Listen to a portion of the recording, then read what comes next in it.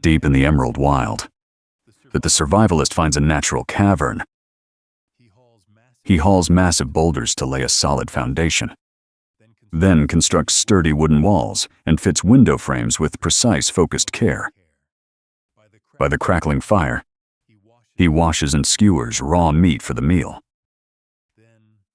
Then, crossing withered logs at the cavern mouth, his silhouette vanishes into the deep dark. Survival demands both physical sustenance and a bold advance into the unknown. Venturing into the rugged depths of the cavern, he carefully touches the rocky walls, searching for a flat and dry area. Kneeling on the damp ground, he sweeps away decaying leaves, gripping a long forked wooden pole to serve as a makeshift digging fulcrum for his work. Bending low, he turns the deep moist earth with a wooden shovel, carving a shallow trench. Gripping the handle tight, he digs faster, clearing chaotic debris to reveal a remarkably flat surface beneath. Returning to the cave, he uses a stick for final leveling, meticulously compacting the sand until the ground is neat. He then navigates the lush jungle, emerging at the water's edge to assess the weight of the stones. A flawless base demands the heaviest burdens. He hauls another massive boulder into the cave, placing it precisely by the dig site. Then he fetches a long slab from the stream, carefully adjusting it at the foundation for a tight, seamless fit. Strength alone fails, precise placement is key. He drops a heavy slab onto the muddy ground, then sprints back outside to fetch more materials. Deep within the cavern, he remains busy, adjusting each stone to form a tight interlocking connection with its neighbors in a rapid rhythmic pace. Carving the grooves, using his bare hands, he digs through the soft soil layer, excavating a suitable trench to accommodate the massive stone slabs about to be laid. Beneath the colossal stalagmite pillars, he works tirelessly like a diligent craftsman, shuttling back and forth to transport materials. He then brings back a moss-covered old slab from the exit, cleaning it thoroughly for edge reinforcement. The cave's ancient architecture meets modern survival ingenuity, perfecting the mosaic. Like engaging in a real-life puzzle, he repeatedly tests various combinations of stone slabs to achieve the tightest possible interlocking fit. Sweating profusely under the strain, he carefully places the final few slabs into the inner corners of the cavern, ensuring the entire resting area is completely and securely covered. He then retrieves a pile of clean white pebbles, systematically placing each small stone into the gaps between the slabs with deliberate precision. Finally, standing up, he brushes the dirt from his hands and surveys his handiwork, having transformed a once muddy cave environment into a dry, pristine sanctuary.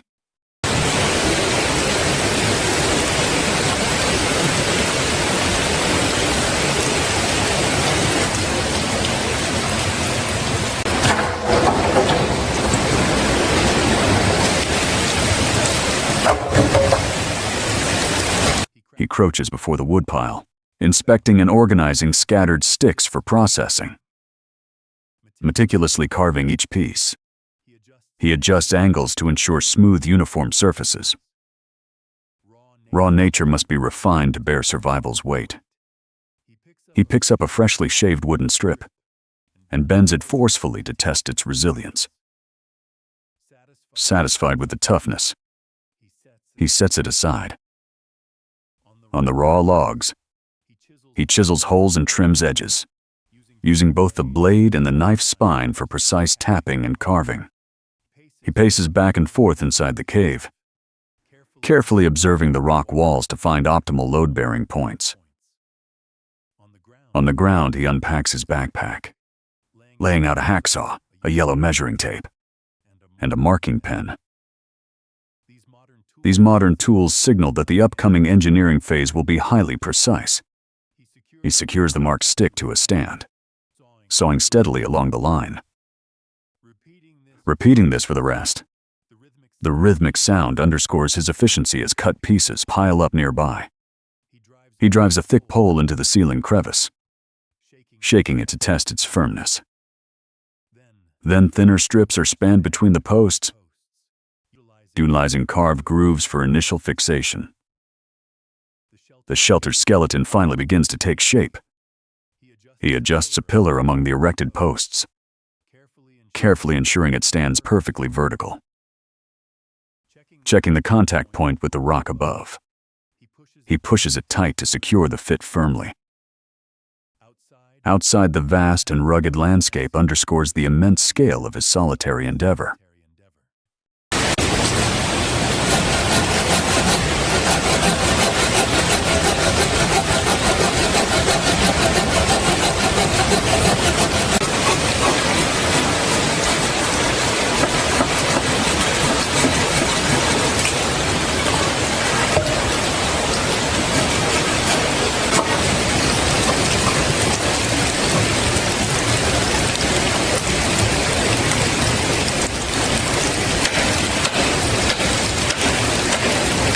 He selects a thick wooden board, carefully checking if the thickness is uniform.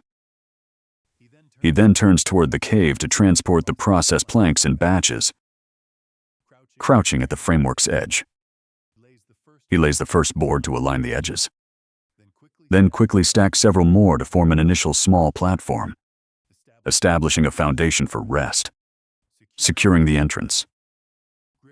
Gripping an iron hammer, he drives nails into 4 round wooden panels, fixing them firmly to side pillars. From inside the cave, his hands strike the top crossbeam above the opening to lock the structure in place. After verifying the frame's stability, he clears debris, establishing the first physical line of defense. He installs a diagonal brace to boost compression resistance. Sweating, he strikes 4 times above the pillars, locking the top crossbeam securely.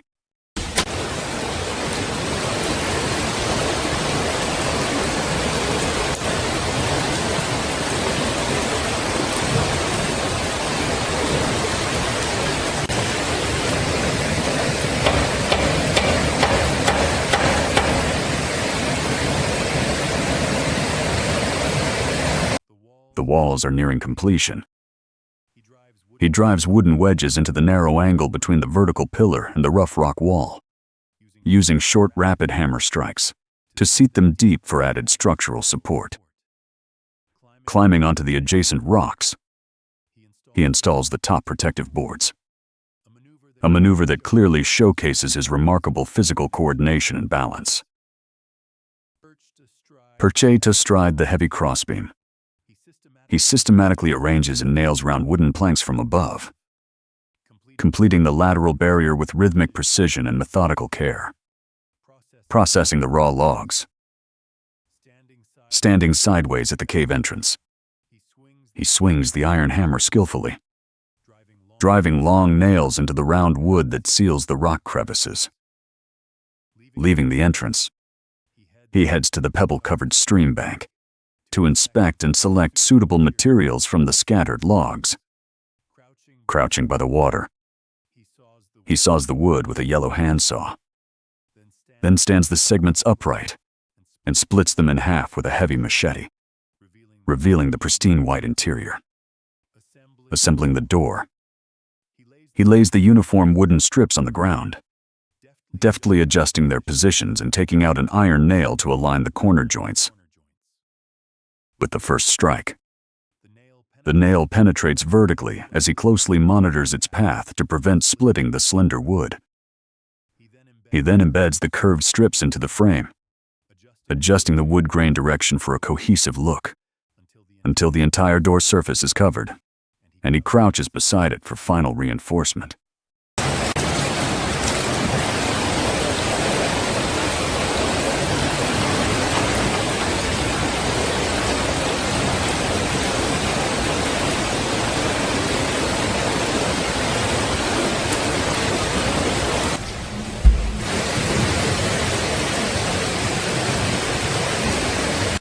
He stands before the wooden door, repeatedly opening and closing it to check the fit and hinge smoothness. With careful hands, he threads a thin vine through the board, crafting a simple latch. He slips inside and shuts the door, presenting a fully enclosed, secure shelter against the wild.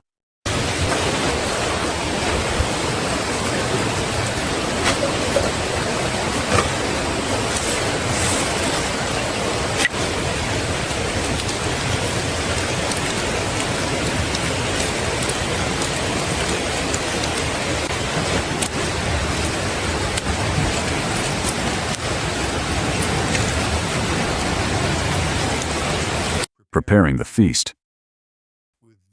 With visible effort, he lifts a massive flat stone slab and spans it across the fire pit to construct a simple cooking stove.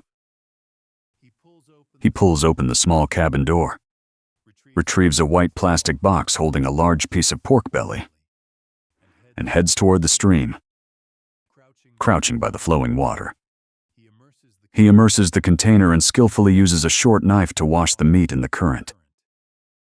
Then, gripping a wide-bladed knife, he slices the pork into long strips along the grain, capturing the blade cutting through fat and muscle, grilling the meat. He quickens his pace, slicing the long strips of pork into uniform square blocks with precise and crisp cuts, arranging them neatly aside. One by one, he picks up each piece and threads it through bamboo skewers with steady hands and focused eyes, demonstrating exceptional hand-eye coordination. He then places 3 plump skewers horizontally over the glowing red charcoal. As the heat penetrates, the pork begins to render its fat, dripping onto the embers with a distinct sizzling sound. In close-up, the meat transforms from bright red to grayish white, while the edges develop an appetizing golden brown crust of charred arrow. He savors the reward, blowing heat from skewers before taking large bites with visible satisfaction. Afterward, he carefully tends the fire pit to ensure no embers spread. Standing alone by the babbling stream with cave smoke drifting behind him, the entire forest camp finally returns to a deep and peaceful tranquility. Embracing the night, crouching by the clear stream, he cups the cool water to quench his thirst, then rises and walks across the pebble beach towards the cave. He carefully adds thin wooden strips to the fire pit, where faint sparks jump and gradually expand into a steady flame. Rising from the fire, he walks towards the simple wooden cabin, glowing faintly in the depths of the cave, pushes the door open, and steps inside, closing it firmly against the encroaching dark of the outside world.